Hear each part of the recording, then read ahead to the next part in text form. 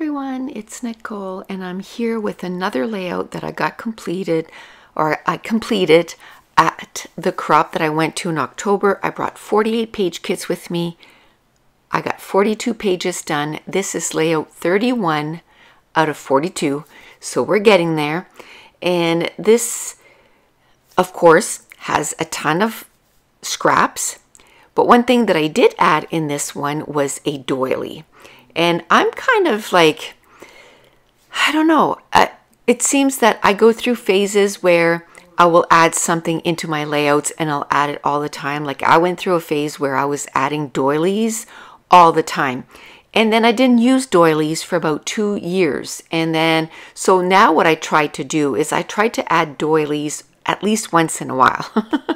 And I love the look of doilies. So this is just a white doily and it's about 6 inches and I got it from Studio Calico way back. And what I ended up doing, I think I bought like 100. So I have a ton of those doilies. I almost said voilies. Doilies, and I like to use them once in a while. So that's the thing that we need to do. You know, we go through this phase where we use a lot of the same stuff and then we don't use it for a while. It's to bring the stuff back in, you know, kind of cycle through. And it's just like over on my Patreon, what we're doing this year is, you know, 2 Tuesdays of the month, we're working with tools that we have in our scrap room, and 2 Tuesdays a month, we're working with techniques. And I am loving that. It's getting me to bring some of my tools out of my, you know, out of the drawers and get to use them. And it's also, you know, doing some techniques that I did like years ago, but I kind of got away from. So it's nice. It's like fashion, right? Fashion, you know, comes in and then goes out, and then 20 years later it's back. Let's just not wait 20 years. But in this page kit, if you see here, I had this card that said love you to the moon and back, and I thought that was just perfect. I found that it was kind of just sitting there on the layout, and that's why I'm taking just little scraps of pattern paper and I'm kind of sticking it at the top and the bottom of the layout. Then I took one of the strips, and that's the size that it was in, and it was little black with little plus signs, and put that at the bottom of the layout. Then I had another pattern paper that was maybe a little bigger than 3x4, and maybe it was 3x4, and I kind of set that on the right side of the layout. I took some tags, added to the left of that, and these are some of our digital prints, and I love adding 3 tags together. It's a great place to do your journaling, but it's also an awesome place to have a foundation for your embellishment clusters. So this layout took me 27 minutes, and I thought I'd leave a little bit of this in just to show you. This is what I mean when I, you know, need to cut out my digital prints. It's not that it takes a long time, but I would say with the amount of digital prints that I put in my kits, it takes about 10 minutes each. So that's the difference between getting a page done in 17 minutes and getting a page done in 27 minutes. So that is what it makes a difference in the time that I get these layouts complete. And in the grand scheme of things, you know, it's 10 minutes. But if I'm going to make a challenge for myself to get, you know, X amount of layouts done in a weekend, if I can cut down on those 10 minutes per layout, then that's where I'm going to make up the difference and be able to get, you know, way more layouts done. Let's talk a little bit about that die cut, the house die cut.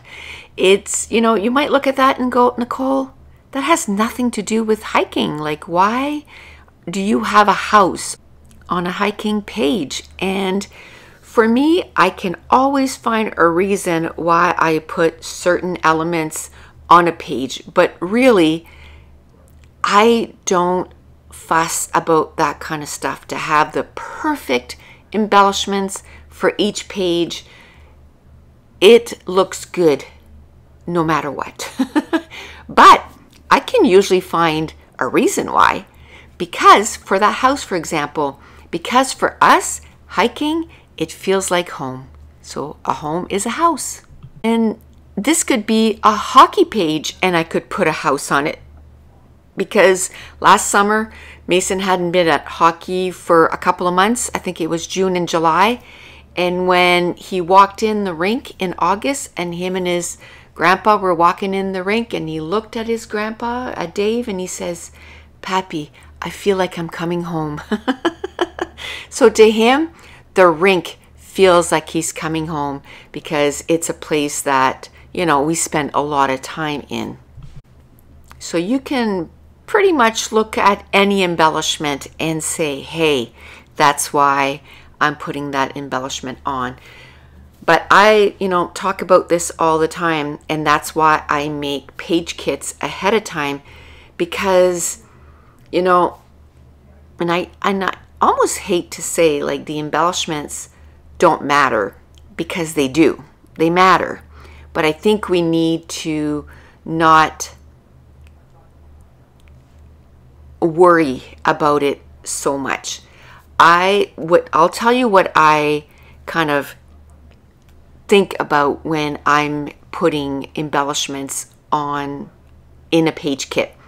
I make sure that I have things to do the foundation, because if you have things to do a foundation on your layout, then your layouts or your embellishment clusters don't look like they're just hanging out. They're just not floaty on the page. You got something to build on. So if you're gonna, kind of worry about what to put on in a page kit, those are the kind of things that you need to think about. What can I use as a foundation? And what are the kinds of stuff that is good for a foundation? Well, I find what is really good for foundations, I love, obviously, viewfinders, different sizes of circles. So, 2-inch viewfinders, 1.5-inch viewfinders, mega big viewfinders, tags, frames, squares, labels. And then once you have enough things for your foundation, then you can start thinking about your finishers. And those are the things like the little cameras and words and butterflies. They just finish off that embellishment cluster and just make it, pretty. And some other things I think about throwing into my page kits is things like the doilies and, the card, the 3x4 cards or 4x6 cards. And I just like to add different elements, because then it kind of dictates the way my layout is going to go. But that's it. That's going to complete this layout.